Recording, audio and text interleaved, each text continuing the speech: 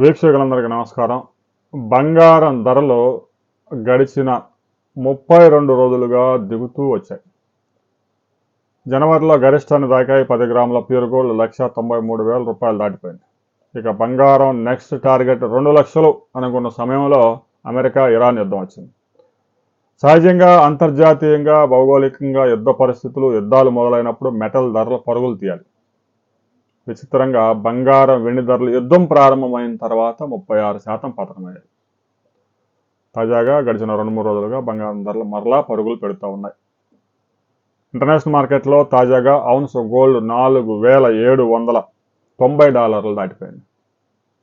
దేశీయ మార్కెట్లో కూడా 24 క్యారెట్ల 10 గ్రాముల ప్యూర్ గోల్డ్ $3,500 పెరిగి 1,54,450 టచ్ అయింది.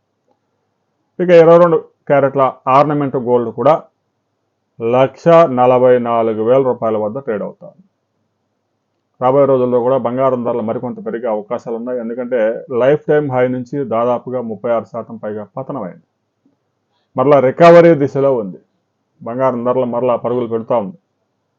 ఇక యుద్ధం కూడా ఒక దశకు వచ్చే అవకాశం ఉంది. అమెరికా అధ్యక్షుడు చేస్తున్న కామెంట్స్ని బట్టి చూస్తే యుద్ధం కొనసాగించాలనే ఉద్దేశంతో అమెరికా కూడా లేదు.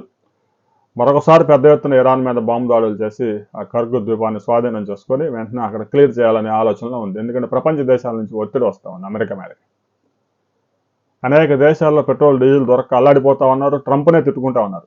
ఈ దరిద్రుడు యుద్ధం తీసుకొచ్చాడు, ప్రపంచాన్ని నాశనం చేశాడు అని. అందువల్ల బ్రిటను, ఫ్రాన్సు, స్పెయిను, ఇటలీ లాంటి దేశాలే అమెరికాకి మద్దతు పలకడం లేదు.